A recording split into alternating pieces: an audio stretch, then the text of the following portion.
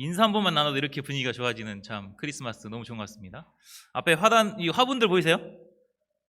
와, 너무 이쁘지 않습니까? 별로 안 이쁩니까? 무슨 생각이 드십니까? 화분 딱 보시면 왠지 얼굴 같고 나비 넥타이 찬 것 같고 아이들이 나와서 성탄 축하 공연 하는 것 같은 느낌이 들죠? 저만 드는 거 아니죠? 화분만 보고도 기뻐할 수 있는 게 성탄입니다. 제가 이렇게 많은 분들 앞에 메시지는 1년 만에 전합니다. 매주 메시지를 전하지만 항상 방송 중심이었고 이렇게 사람들이 모여서 전하는 것은 보니까 작년 성탄 1강하고 처음이더라고요. 뭐가 제일 그리웠을까요? 아멘. 그렇지. 리액션과 아멘. 기대하겠습니다. 항상 내가 이 카메라만 보고만 하다가 여러분들 보고 하니까 막 신이 나서 지금 아멘과 리액션. 그래야 여러분들도 더 마음이 열리고 은혜를 많이 받겠죠. 네, 오늘 말씀의 제목은 경배 받으실 왕 예수님입니다. 요절 말씀 11절 같이 읽겠습니다. 11절 시작. 집에 들어가 아기와 그의 어머니 마리아가 함께 있는 것을 보고 엎드려 아기께 경배하고 보배압을 열어 황금과 유황과 몰약을 예물로 드리니라. 기도하겠습니다. 하나님 아버지, 우리에게 성탄의 기쁨을 허락하심에 감사합니다. 이 땅에 오신 아기 예수님을 통하여서 우리가 기뻐하고 경배할 수 있도록 도와주십시오. 말씀을 통해 우리의 왕이요 목자이신 예수님을 새롭게 만나고 이분께 경배드리는 귀한 삶을 살아갈 수 있도록 도와주시기를 간절하게 기도합니다. 감사하며 예수님의 이름으로 기도합니다. 아멘. 자, 우리 추수감사실에 모은 시집이 드디어 출판이 되었습니다. 저렇게 너무도 이쁘게 나왔죠? 대부분의 분들이 그냥 복사해가지고 제본해서 줄 줄 알았나 보더라고요. 정말 서점에서 파는 것처럼 아름다운 시집이 나왔습니다. 저런 시집에 제 시가 실려 있었다는 게 너무 감개무량해가지고 처음부터 다시 쭉 읽어보는데 정말 다른 분들의 시가 시집으로 읽으니까 더 큰 은혜와 감동이 밀려왔습니다. 특히 우리 CBF 아이들의 오행시를 읽으면서 한 가지 사실을 발견했습니다. 우리 아이들의 절반이 이 마지막 음절, 추수감사절에서 마지막 음절인 절을 이렇게 표현한 겁니다. 절하세, 절을 드리세, 절하며 기도하세, 이렇게 표현을 했더라고요. 우리 UBF 목자님들은 절을 어떻게 표현했을까요? 절대 변하지 않는 절망 속에서 건지신 절절하게 외칩니다. 절 받아주소서, 이렇게 표현했습니다. 딱 한 분만, 김사라 사모님만 절하며 경배 드립니다, 이렇게 했더라고요. 다 은혜가 있죠. 그런데 아이들의 표현이 참 다르다는 게 신기했습니다. 아이들에게 있어서 주님은 절하며 경배 드리는 분이었습니다. 오늘 말씀에는 이 아이들처럼 순수하게 예수님에게 절하며 경배한 사람들이 나옵니다. 바로 동방 박사들입니다. 이들은 왜 아기 예수님에게 경배를 했을까요? 이들이 경배를 한 예수님은 어떤 분이 되실까요? 우리가 오늘 말씀을 통해 이 땅에 오신 예수님이 어떤 분이신지 다시 한번 깨달아야겠습니다. 그래야 동방 박사들처럼 엎드려 경배하는 자들이 될 수 있기를 기도합니다. 자, 1절을 보겠습니다. 1절을 보면 헤로드 왕 때에 이렇게 시작하고 있습니다. 이는 당시 시대가 어떤 시대인지를 말해줍니다. 우리 광주 사람들에게 전두환 때라고 말하면 긴 설명을 따로 하지 않아도 어떤 시절이었는지 우리는 다 알 수 있습니다. 마찬가지로 유대인들에게 헤로드 왕 때라고 하면 무섭고 암울하고 어두운 시대였습니다. 헤롯 왕이 무자비한 폭군이었기 때문입니다. 헤롯은 유다 사람이 아니고 에돔 사람입니다. 로마 황제에게 아부를 잘하여서 낙하산 타고 유대의 왕이 되었습니다. 보통 이렇게 비정상적으로 자리에 오르면 항상 불안합니다. 누군가 내 자리를 노리고 역모를 꾸미지 않을까 불안하니까 조금이라도 의심이 되거나 자기 자리를 노리는 것 같으면 다 없애버립니다. 헤롯도 그러했습니다. 의심이 들고 마음이 들지 않으면 그냥 죽였습니다.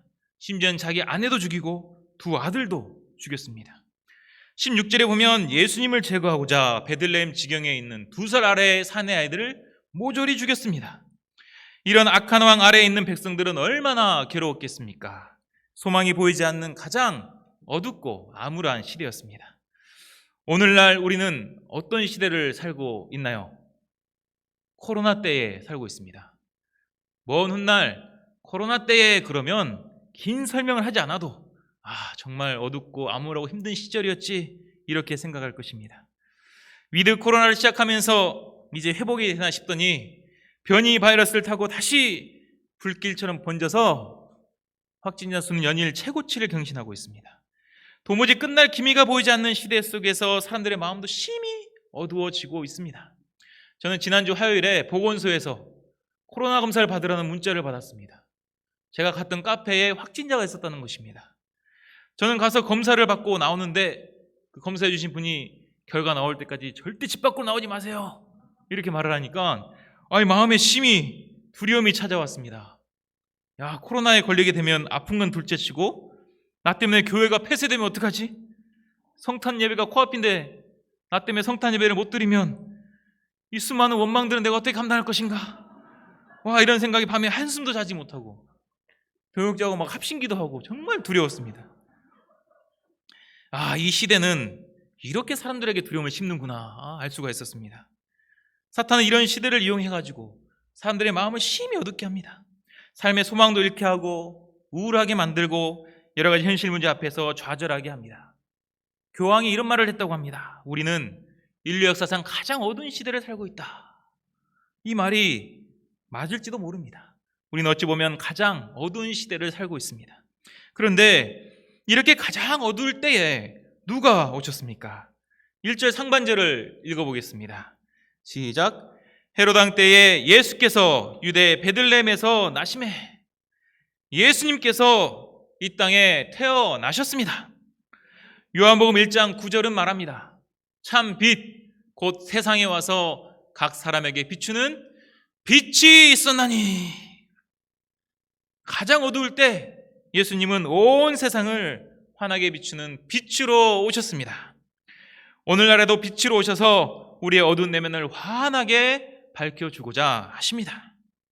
이 빛을 보고 빛을 따라 예루살렘에 온 사람들이 있었습니다. 1절 하반절을 보겠습니다. 동방으로부터 박사들이 예루살렘에 이르러 말하되. 동방으로부터 박사들이 예루살렘에 왔습니다. 동방은 페르시아 지방입니다.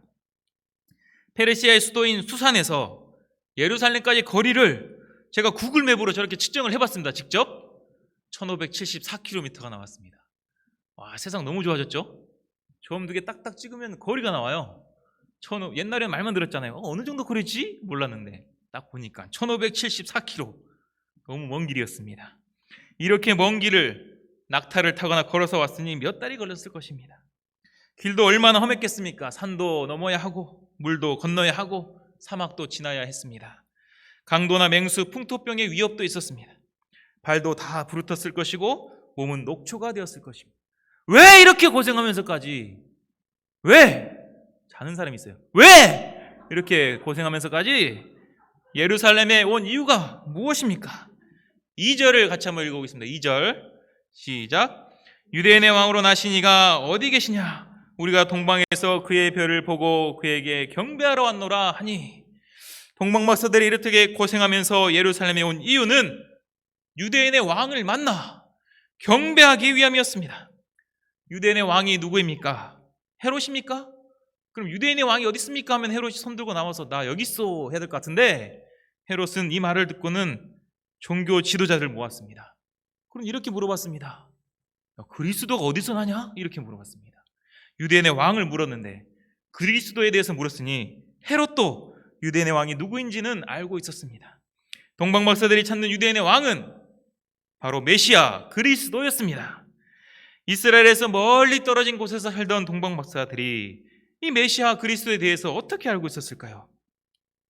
아마 포로로 끌려갔던 유대인들이 전한 말씀을 듣고 알았을 것입니다. 특히 민수기 24장 17절에서 한 별이 야곱에게서 나오고 한 규가 이스라엘에게서 일어나리라, 이 말씀을 딱 마음에 새겼을 때에 장차 이스라엘에서 온 세상을 통치할 메시아가 나오겠구나, 이런 기대감이 생긴 것입니다. 그러면 그들이 왜 메시아를 간절히 기다렸을까요? 자신들의 현실에서는 어떤 것도 진정한 메시아가 되지 못하는 것을 깨달았기 때문입니다. 당시 박사는 오늘날처럼 단순한 닥터가 아닙니다. 귀족 출신이었고 여러 학문을 두루 통달할 지식인이었습니다. 그 중에서도 별을 연구하는 천문학자로서 명성이 높았습니다. 페르시아 황제를 가장 측근에서 보좌하는 고위 공무원이었습니다. 부와 명예, 지식까지 다 이룬 자들이었습니다. 이런 것들을 다 이루어 봐도 인생에 참 만족이 없었습니다. 더구나 옆에서 보자 하는 이 황제의 모습을 보니 가관이었습니다. 자신의 권력을 위해서 함부로 사람을 죽이고 온갖 죄와 향락에 취하여 살았습니다. 인간의 왕은 결코 경배의 대상이 될 수가 없음을 깨달았습니다. 박사들은 진정한 경배의 대상을 찾았습니다. 자신들의 인생의 진정한 왕을 찾았습니다. 그때 이스라엘에서 메시아가 나온다는 말씀을 들은 것입니다. 그 징조가 또 자신들의 전문 분야인 별이라고 하니, 야, 별을 보면 메시아를 찾을 수가 있겠구나 생각이 날마다 별을 보고 연구했습니다. 그러다 어느 날 예사롭지 않은 별이 딱 떠올랐습니다.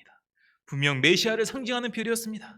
기다리던 별이 떠오르자 막 심장이 뛰고 그분을 만날 것을 생각할 때 흥분이 되고 기대가 되었습니다. 선물을 고이 포장하여 만사를 제쳐두고 별을 따라 떠났습니다. 그리고 예루살렘에 도착하여 당당하게 말하였습니다. 유대인의 왕이 어디 계시냐? 내가 그에게 경배하러 왔노라. 동방 박사들은 오로지 그리스도에게 경배하고자 산 넘고 물 건너 먼 길을 온 것입니다.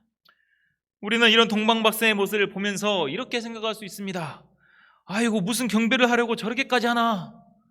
너무 비효율적인 거 아닌가? 거리가 1500km. 와, 여기서 홍콩까지가 1500km더라고요. 우와, 홍콩까지 걸어간다고? 돈도 얼마나 들고 시간도 얼마나 들고. 아니, 별은 어느 곳에나 보이니까 그냥 별 보면서 아무 데서나 경배하면 되지, 굳이 저렇게 가는가? 그런데 이렇게 생각하는 사람들도 자신이 최고의 가치로 여기는 것에는 돈, 시간 전혀 아까워하지 않습니다. 아무리 먼 길이라도 찾아갑니다. 2주 전에 LA에서 BTS 콘서트가 있었습니다. 4번 공연에 무려 20만 명이 모였습니다. 티켓값도 엄청 비쌉니다. 그래도 일찍 다 매진되었습니다. 온라인상에서 매매되는 이 VIP석의 최고가는 2천만 원까지 올랐다고 했습니다. 근데 제가 아까 기사를 찾았는데 거기는 또 3천만 원이라 되어 있습니다. 공연 한 번 보는데 3천만 원을 내는 것이에요. 안 놀라시네. 3천 원이 아니고 3천만 원을 공연 한 번 보는데 낸 사람이 있다는 것입니다. 또 팬들이 세계 각국에서 왔습니다. 코로나 시기니까는 해외에서 오면 뭘 해야 되죠? 자가격리 해야 되니까 몇 주 전부터 와서 자가격리하고 기다렸다가 공연 한 번 딱 본 거예요. 충남 아산에 사는 회사원은 저렇게 인터뷰에서 이렇게 말을 했습니다. 이 공연을 보기 위해 열흘 휴가를 내고 1,000만 원 이상 썼지만 전혀 아깝지 않다. 전 후회가 되지 않는다. 나는 최고의 기쁨을 맛봤다. 인터뷰 내용이 진짜 저렇게 돼 있어요. 그리고 공연장에서 BTS를 실물 영접했다고 오열하며 우는 사람들이 엄청 많았습니다.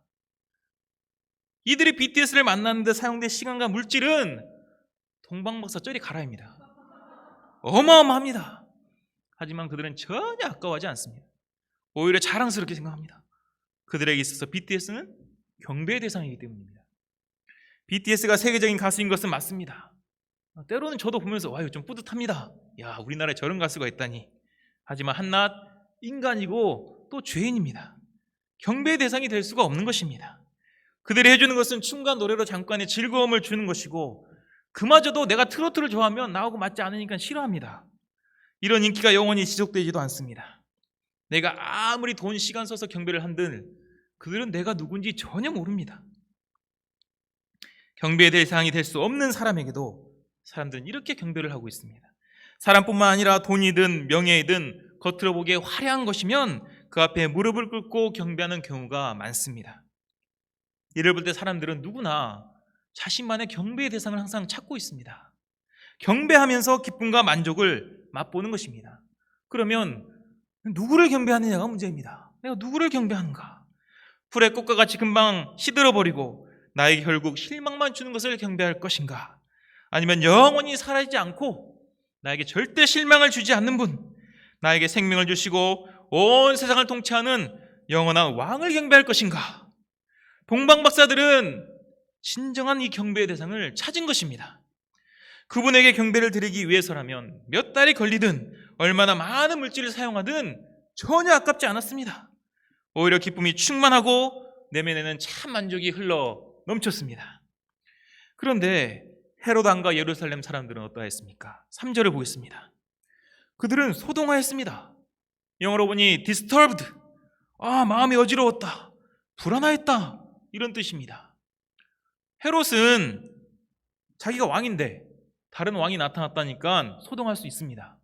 그런데 예루살렘 사람들은 왜 소동을 했을까요? 구약에서부터 예언된 메시아가 왔다고 하면 할렐루야 막 외치며 기뻐해야 될 것 같은데 왜 소동하고 왜 마음이 어지럽고 불안할까요? 말씀으로 하면서 제가 김시현 형제한테 물어봤습니다. 이들이 왜 그랬을까? 그랬더니 김시현 형제가 기가 막힌 대답을 했습니다. 수양에 간 부모님이 수양관에서 주무시지 않고 갑자기 집에 왔을 때의 마음이네요, 이렇게 말을 했습니다. 수양이라 갔으면 당연히 수양관에서 잠을 자야지. 수양관에서 잠을 자고 며칠 뒤에 올 것으로 알았는데 수양관에서 잠을 안 자고 그날 밤에 오신 거예요. 며칠 뒤에 올 줄 알고 자기는 게임도 마음껏 하고 자유를 즐기고 집도 막 어지럽혀 놓고 했는데 갑자기 부모님 오시니까 그 벨소리를 듣는 순간 마음이 소동했다고 했습니다. 정말 기가 막힌 비유였습니다. 화가 나왔습니다. 예루살렘 사람도 이랬었겠구나. 비유를 정말 잘해요. 김치현 형제는 말씀해보면 머리로는 메시아가 온다는 것을 아는데 마음으로는 준비가 되지 않았습니다. 오실 메시아를 기다리기보다는 그냥 세상 일에만 몰두하였습니다. 세상의 죄악을 즐기며 쏠쏠한 재미와 낙을 누리고 있었습니다. 그런데 지금 메시아가 오시면 하나님 앞에서 심판받을 것 같은데 죄 때문에 지옥에 떨어지진 않을까? 이런 걱정과 두려움이 생기니 마음이 소동하였습니다. 마음이 소동하니 그리스도가 베들레헴에서 태어나는 것을 알아도 그 누구도 가보지 않았습니다. 아까 동방박사는 1500km를 걸어왔는데 예루살렘에서 베들레헴은 8km, 여기서 상부지구까지가 8km입니다. 걸어서 2시간이면 가는 곳을 가보지 않았습니다. 성탄을 앞두고 우리의 마음은 어떠합니까? 아기 예수님의 탄생을 마음에서부터 기뻐하고 있습니까? 아니면 마음이 소동하고 있습니까? 한 목자님은 지금 예수님이 오시면 어떠할 것 같냐라는 질문에 지금은 절대 안 돼요, 이렇게 대답을 했습니다. 자기가 비정상적으로 살고 있어서 안 된다고 했습니다. 비정상적이 어떤 삶이냐 했더니 영적으로 살고 있지 않다고 했습니다. 그런데 이것이 우리의 모습일 수가 있습니다. 성탄이 기뻐야 하는데 기쁘지가 않습니다. 내 일이 바쁘고 힘든데 또 교회에서 성탄이라고 무언가 경배 프로그램을 맡기지 않을까 생각하면 마음이 소동합니다. 세상 속에서 죄악된 낙을 끊지 못하여 지금 예수님이 오셨다가는 심판받을 것 같아 마음이 불안합니다. 내 앞에 있는 산적한 문제들로 인해 예수님에게는 관심을 두지도 못합니다. 내 마음에는 이미 예수님보다 다른 것들이 너무 가득 차 있기 때문입니다. 하지만 이 땅에 오신 예수님은 우리에게 이런 대접을 받으실 분이 아닙니다. 우리가 진정 경배해야 할 분이 되십니다. 도대체 어떤 분이시기에 우리의 경배의 대상이 되는 것입니까? 6절을 같이 읽어보겠습니다. 6절 시작. 또 유대 땅 베들레헴아 너는 유대 고을 중에서 가장 작지 아니하도다. 내게 산 다스린 자가 나와서 내 백성 이스라엘의 목자가 되리라 하였음이니이다. 첫째로 예수님은 우리를 다스리시는 왕이 되시기에 우리는 경배해야 합니다. 다 함께 외쳐보겠습니다. 예수님은 나의 왕이 되십니다. 어떤 왕이 그 나라를 다스리는가에 따라 그 나라는 완전히 달라집니다. 최근에 아프가니스탄을 탈레반이 점령하고 다스리게 되니까 뉴스를 보니 올 겨울에 수백만 명의 어린이들이 굶어서 목숨을 잃을 것이라고 하였습니다. 의료 시스템도 다 붕괴되었고 거리에는 노숙자들이 넘쳐난다고 하였습니다. 잘못된 지도자들로 인해 국민들만 고통을 받고 있습니다. 미얀마도 군부가 장악하게 되자 집단 학살이 일어나고 25만 명의 난민이 생겨났습니다. 나라가 엉망이 된 것입니다. 이처럼 누구의 다스림을 받는가에 따라 그 사람의 삶은 완전히 달라집니다. 누가 나의 왕이 되는지가 정말 중요한 것입니다. 그동안은 사탄이 왕노릇하였습니다. 사람들을 다스렸습니다. 이런 사탄의 다스림을 인하여 사람들은 온갖 죄에 빠졌습니다. 신경질 내고 싸우고 분노하고 강포하게 되었습니다. 층간소음 때문에 화가 난다고 칼을 들고 찾아가 칼부리를 하는 세상이 되었습니다. 저는 항상 층간소음 문제에 시달려왔기 때문에 이런 뉴스를 보면 막 무섭습니다. 이런 뉴스를 보는 순간 이삭이한테 기어다녀! 이렇게 소리쳤습니다. 밑에서 칼 들고 오면 어떡합니까? 어떤 사모님은 자신의 아파트에 이상한 아저씨가 있어가지고 너무 힘들다고 하였습니다. 아이들에게 자꾸 접근해서 혹시 나쁜 일이라도 할 것 같아서 심히 걱정된다고, 세상이 무섭다고 했습니다. 또한 사람을 무기력하게 하고 음란하게 만들어 상상할 수 없는 성적인 범죄를 짓게 합니다. 이러한 강력 범죄가 아니더라도 많은 사람들은 자신의 내면 문제로 인하여 고통하고 있습니다. 그래서 그 마음을 다스려 보기 위해 등산도 하고 헬스도 하고 요가도 하고 막 명상도 합니다. 요즘은 양궁 카페가 생겼다고 합니다. 들어보셨습니까? 양궁 카페? 엄청난 인기라고 합니다. 그 양궁 카페 그 홍보하는 멘트가 이렇게 적혀 있습니다.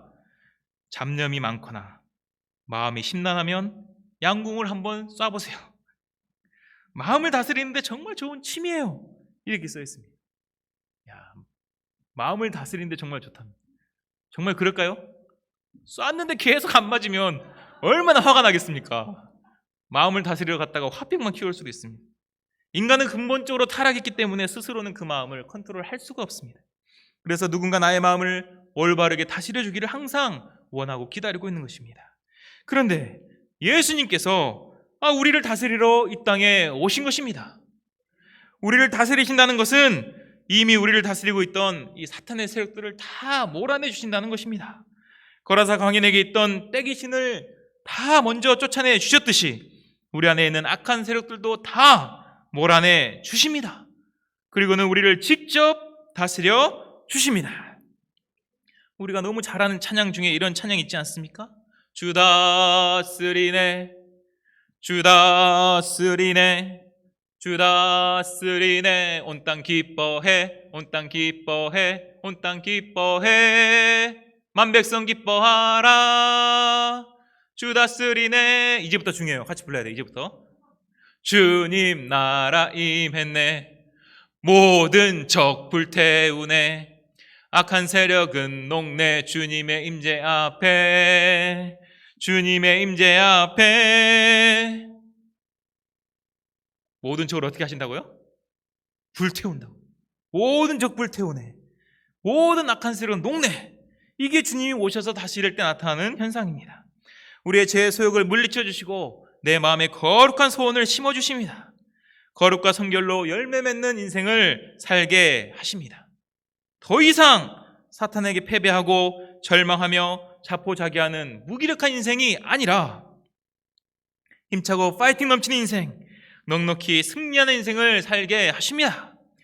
이렇게 나를 다스려 주시고 나의 왕이 되신 예수님에게 우리는 어떻게 하겠습니까? 찬양하며 경배해야 마땅한 줄로 믿습니다. 둘째로, 예수님은 나의 진정한 목자가 되시기에 우리는 경배해야 합니다. 예수님은 나의 목자가 되십니다. 한번 따라해 보겠습니다. 시작. 6절 하반절을 보면 내 백성 이스라엘의 목자가 되리라 라고 했습니다. 양들은 목자의 돌봄이 필요합니다. 스스로 할 수 있는 것이 아무것도 없기 때문입니다. 다른 짐승들은 우리 밖으로 나가도 스스로 자기가 살던 우리로 다 찾아온다고 합니다. 그런데 이놈의 양들은 우리 밖으로 나가면 각기 다 제 갈 길로 가버립니다. 그러면서도 고집은 또 엄청 세서 자기 마음대로 합니다. 한번 넘어지면 뚱뚱하고 다리로 짧아서 스스로 일어나지도 못합니다. 우리 인간들이 이런 양과 같습니다. 겉으로 볼 때는 현명하고 똑똑해 보이고 혼자서 다 잘할 것 같지만 지금 내가 어디로 가고 있는지, 내가 언제 죽을지, 내 인생이 어떻게 될지는 한 치 앞도 모르는 것이 인간입니다. 그럼에도 고집은 또 엄청 세서 말도 잘 듣지 않습니다.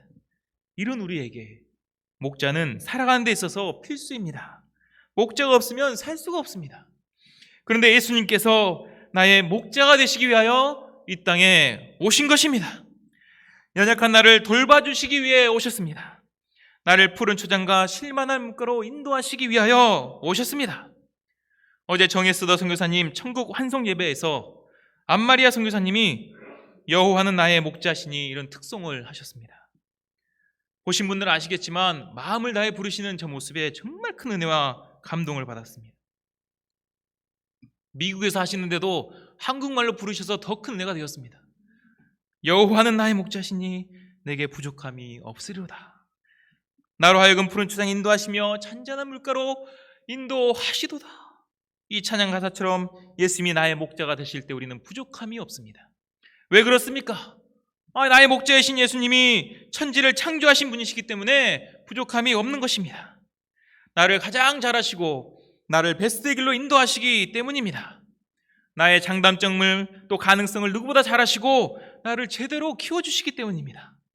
더 나아가 나의 목자이신 예수님은 나를 위하여 자신의 목숨까지 버리셨습니다. 요한복음 10장 11절 나는 선한 목자라. 선한 목자는 양들을 위하여 목숨을 버리거니와. 나를 위하여 자신의 생명까지 내어주시고 나를 구원해 주신 예수님이야말로 진정 우리 인생의 목자가 되십니다. 세상의 왕들은 강포하고 이기적입니다. 백성을 억압하고 자신의 권력을 위하여 백성을 짓밟습니다. 하지만 우리의 왕으로 오신 예수님은 백성을 위하여 자신의 목숨을 내어주시는 왕이십니다. 군림하고 짓밟는 왕이 아니라 목자처럼 돌보고 사랑해 주시는 왕이 되십니다. 이는 인류 역사 속에서 단 한 번도 없었던 새로운 왕입니다. 말 그대로 목자 왕인 것입니다. 이 왕께서 이 땅에 태어나셨습니다. 이런 왕이 아니면 우리가 누구에게 경배할 수 있겠습니까? 목자여 왕이 되신 예수님만이 우리의 경배받기에 합당한 분이 되십니다. 우리가 나의 왕 목자이신 예수님에게 온 마음을 들여 경배할 수 있기를 기도합니다. 이렇게 나의 왕이신 예수님에게 경배를 드릴 때 우리 마음은 어떻게 됩니까? 9절과 10절을 같이 한번 읽어보겠습니다. 9절과 10절 시작. 박사들이 왕의 말을 듣고 갈새 동방에서 보던 그 별이 문득 앞서 인도하여 가다가 악이 있는 곳 위에 머물러 서는지라. 그들이 별을 보고 매우 크게 기뻐하고 기뻐하더라. 별이 악이 있는 곳에 멈추자 동방 박사들은 매우 크게 기뻐하고 기뻐했습니다. 성경에서 이렇게 기쁨을 표현한 곳은 한 군데도 없습니다. 매우 크게 기뻐하고 기뻐했다. They were overjoyed. 그냥 조이도 아니고 overjoyed. 기쁨이 흘러 넘쳤다는 것입니다. 왜 이렇게 기쁜 것입니까? 큰 돈이 생겼습니까? 하는 일이 잘 풀려서입니까? 박사니까 자신들의 논문이 사이언스 잡지에 실리기라도 한 것입니까? 아닙니다. 경배드릴 수 있는 나의 왕을 만났기 때문입니다. 다른 현실적인 유익 때문이 아니라 온전히 나의 왕께 경배드릴 수 있기에 기쁨이 흘러 넘치는 것입니다. 앞에서 BTS를 만난 사람들도 막 눈물을 흘리며 감격하는 걸 봤습니다.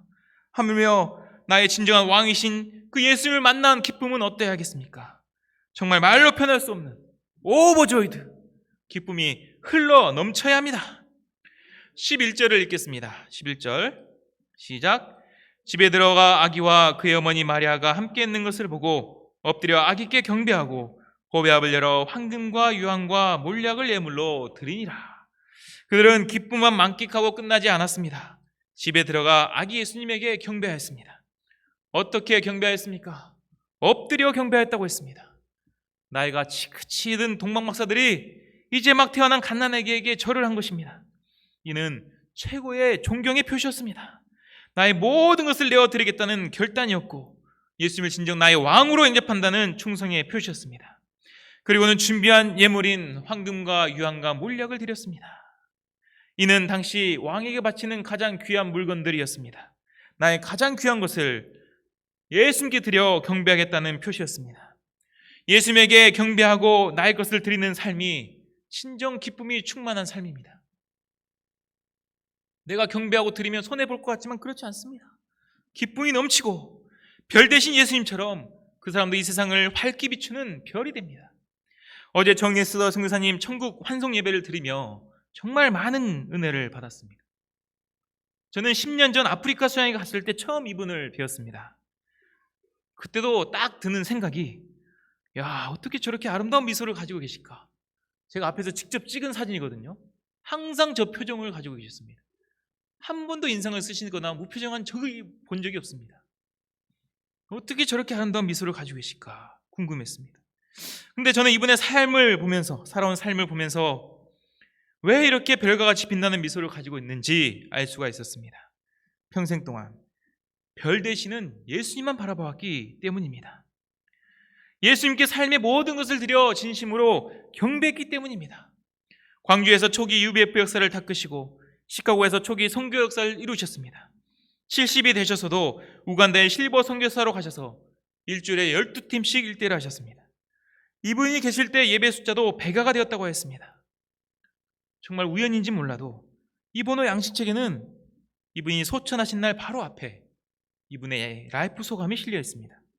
마지막까지 우리 후배들에게 믿음의 유산을 남겨주시는 느낌이었습니다. 다시 그 라이프 소감을 읽어보니 이분도 처음에는 예배를 잘 나오지 않으시다가 성탄 예배에 참석하여서 마음에 큰 감동을 받았다고 했습니다. 성탄 메시지와 합창이 아름답게 마음에 다가왔다고 했습니다. 뭐가 마음에 와닿았다고요? 성탄 메시지와 합창이 마음에 와닿았다고 했습니다. 합창이. 성탄 예배를 통해 이 동방박사들처럼 왕이신 예수님을 발견한 성탄의 기쁨이 임한 것입니다. 그 기쁨 가운데 일평생 예수님만 경배하며 살아오셨습니다.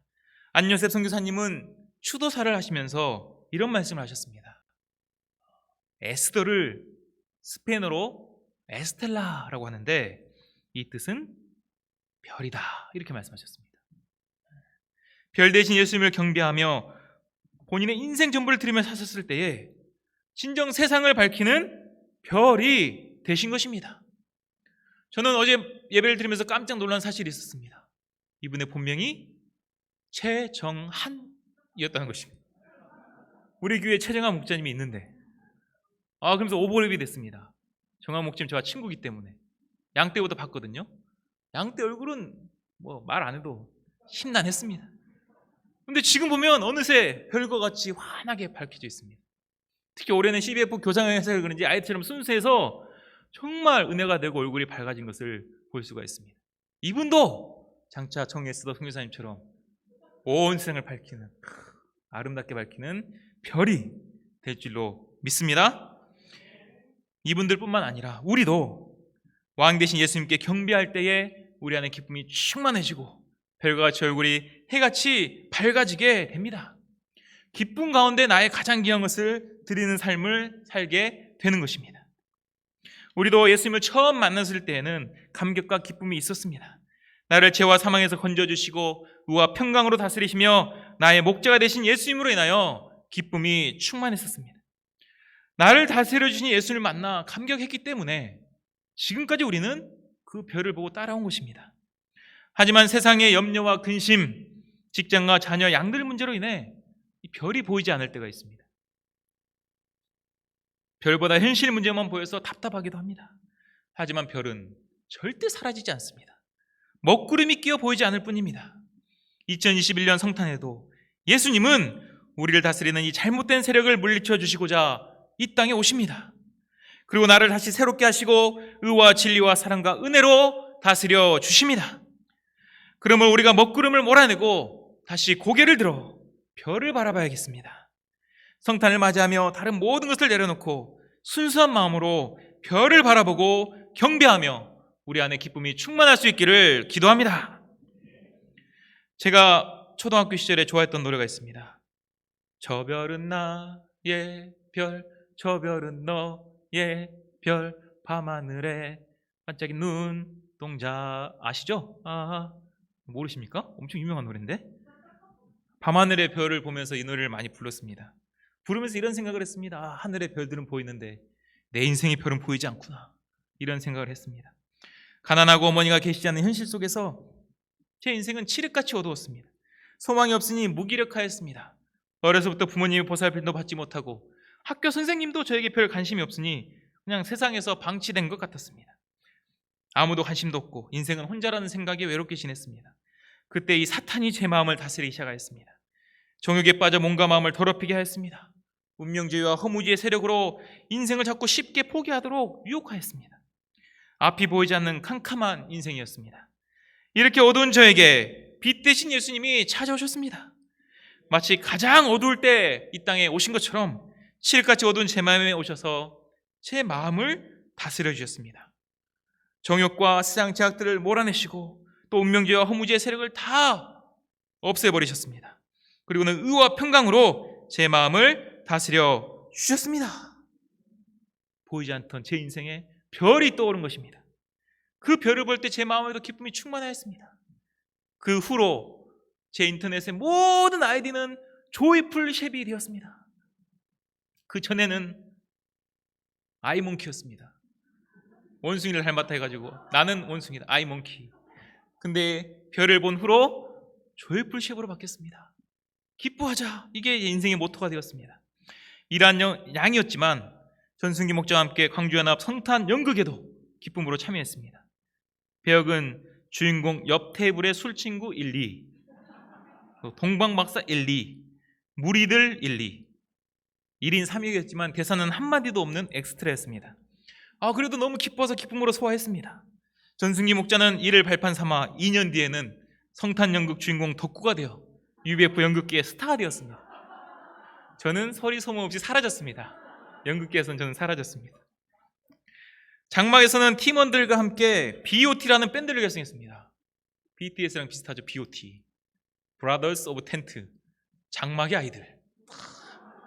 결성해가지고 장막에서 막 기타 치면서 카세트 테이프 꽂아놓고 녹음하면서 기타 치면서 막 노래 부르고 춤추고 난리가 아니었습니다. 그러자 옆에 집에서 막 시끄럽다고 막 소리 지르며 항의했습니다. 옆집에 누가 살았을까요? 자매 목자님들이 살았습니다. 자매 장막에서 조용히 좀 하라고 막, 누군지 말은 안 하겠지만 지금 여기 계세요. 문 열고 소리를 질렀습니다. 그래도 우리는 기쁨으로 막 노래 불렀습니다. 누군가에게 들려주거나 음반을 내서 돈을 벌 생각을 한 게 아닙니다. 실력도 되지도 않고 그냥 주님을 찬양하며 경배하는 것이 기뻤습니다. 한 번은 수양회 때 율동 연습을 하러 가다가 제가 계단에서 굴러 턱이 까지고 다리에서 막 피가 났습니다. 유건 목자님이 율동 못할 것 같다고 했음에도 그냥 응급처치만 받고 올라가 팡팡 뛰며 율동으로 주님을 경배했습니다. 당시에는 커피 한 잔 뽑아 먹을 돈이 없을 정도로 가난했지만 참 경배의 대상이신 예수님을 만나고 기쁨이 흘러 넘쳤습니다. 저는 나의 왕 예수님에게 내 인생 전부를 드리며 경배하고자 결단하였습니다. 주님의 은혜로 풀타임 목자가 되었고 이번 달로써 10년을 꽉 채우게 되었습니다. 처음에 역사를 섬길 때는 기쁨이 충만했습니다. 나를 주 역사에 사용해 주신 것 자체가 은혜고 감사 제목이었습니다. 그런데 이 시간이 흐를수록 조금씩 먹구름이 끼기 시작했습니다. 많은 일들을 감당하게 되면서 기쁨보다 불평과 불만이 생겼습니다. 처음에는 내가 매년 제자도 세우고 각 대륙에 한 명씩 선교사들을 파송하겠다.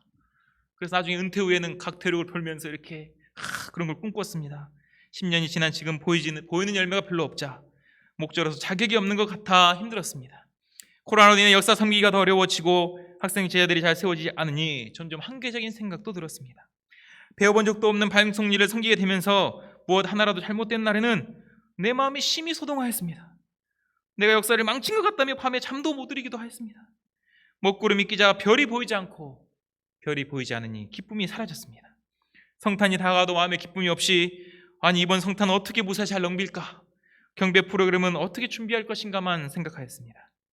하지만 말씀을 준비하면서 내 인생에 찾아오신 예수님이 얼마나 대단하고 놀라운 분이신지를 다시 깨닫게 되었습니다. 아무런 소망이 없던 자, 칠흑같이 어둠에 있던 자를 찾아와 구원해 주시고 의와 평강으로 다스려 주신 그 은혜를 다시 바라보게 되었습니다. 지금도 여전히 나의 목자가 되셔서 나의 삶을 인도하시는 주님을 바라보게 하셨습니다.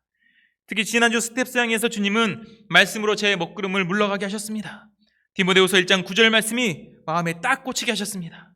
하나님이 우리를 구원하사 거룩하신 소명으로 부르심은 우리의 행위대로 하심이 아니요 오직 자기의 뜻과 영원 전부터 그리스도 예수 안에서 우리에게 주신 은혜대로 하심이라. 하나님의 부르심은 나의 행위나 자격이 아니었습니다. 그분의 뜻과 은혜 가운데 부르시고 복음을 위한 선포자로 세워주신 것입니다. 또 여러 스텝 목자들의 진솔한 소감을 들으면서 저는 큰 은혜와 회개 심정이 또 들었습니다. 정말 수많은 역경과 고난, 정말 입에 담을 수 없는 어려움들 속에서 그분들은 하나님의 부르심을 놓치지 않고 별을 따라가며 동방마스처럼 오직 주님만 경배하는 인생을 살고 있었습니다. 저는 이렇게 큰 센터와 좋은 환경 속에서 역사를 섬기면서도 항상 불평했던 것들이 심히 부끄러워졌습니다. 사소한 것에서 힘들어하고 기쁨이 없던 모습을 회개하게 되었습니다. 말씀을 통하여 먹구름이 거치니까 다시 별이 보이기 시작하였습니다. 내가 섬겨야 할 일, 사명보다 예수님이 더 빛나 보였습니다. 이 주님은 제게 말씀하신 것 같았습니다. 네가 가야 할 길은 별이 된 나를 평생 따라가는 거야. 그렇게 한 걸음 한 걸음 따라가다 보면 너도 별이 될 거야. 진정한 스타는 많은 업적을 이루어내는 것이 아니라 별 대신 예수님의 빛을 받을 때 진정한 스타가 되는 것입니다. 저는 예수님을 처음 만났을 때 감격과 기쁨으로 끝까지 이 길을 걸어가면 됩니다. 나의 왕이 되시고 지금도 나를 다스리신 주님께 온 마음을 들여 경배하면 되는 것입니다. 이것이 주님이 저에게 원하시는 모습입니다. 캠퍼스를 방방 뛰어다니고 목 놓아 찬양하고 막 경배하는 것이 제 스타일입니다. 막 의자에 앉아가지고 인상만 쓰고 있는 것은 제 모습이 아니에요. 제 모습은 막 소리가 빽빽 지르고 이렇게 막 뛰어다니고 막 찬양하고 그렇게 하는 모습이 제 모습인 것입니다. 제 마음의 먹구름을 몰아내주시고 또 다시 별을 보게 하신 주님께 감사합니다. 제가 나의 왕 예수님을 경배함으로 이 성탄의 기쁨이 흘러 넘치기를 기도합니다. 그 기쁨을 온 세상에 전한 자가 되기를 기도합니다. 결론적으로 이 땅에 오신 예수님은 우리를 다스리시는 왕이 되십니다. 또 우리를 돌보시고 인도하시는 목자가 되십니다. 이 예수님은 우리의 경배받기에 합당한 분이 되십니다. 우리가 나의 왕이 되신 예수님에게 온 마음을 들여 경배할 수 있기를 기도합니다. 동방박사들과 같이 순수하게 예수님께 경배하고 나의 예물을 드림으로 성탄의 기쁨이 차고 넘칠 수 있기를 기도합니다. 기도하겠습니다. 하나님 아버지, 말씀을 통하여서 우리의 왕이 되시고 우리의 목자가 되신 예수님을 만나게 하심에 감사합니다. 우리의 진정 경배할 분은 우리의 왕이 되시는 예수님밖에 없음을 알게 하심에 감사합니다. 예수님께 우리의 온 마음을 들여 경배할 때에 우리 안에도 기쁨이 차고 흘러 넘치게 될 줄로 믿습니다. 우리가 잠깐 세상의 다른 것들로 마음을 채우고 다른 걱정, 근심, 염려들로 인하여서 마음이 소동하고 있었다면 다시금 모든 먹구름을 걷고 별 대신 예수님만 바라보고 예수님 한 분만을 경배하는 것에 진정한 기쁨을 찾고 은혜 받을 수 있기를 간절히 기도합니다. 그래야 이번 성탄이 정말 우리에게 기쁨이 되고 이런 우리의 기쁨의 모습을 보고 많은 영혼들이 주님을 찾는 귀한 성탄이 될 수 있도록 도와주시기를 간절하게 기도합니다. 감사하며 예수님의 이름으로 기도합니다. 아멘.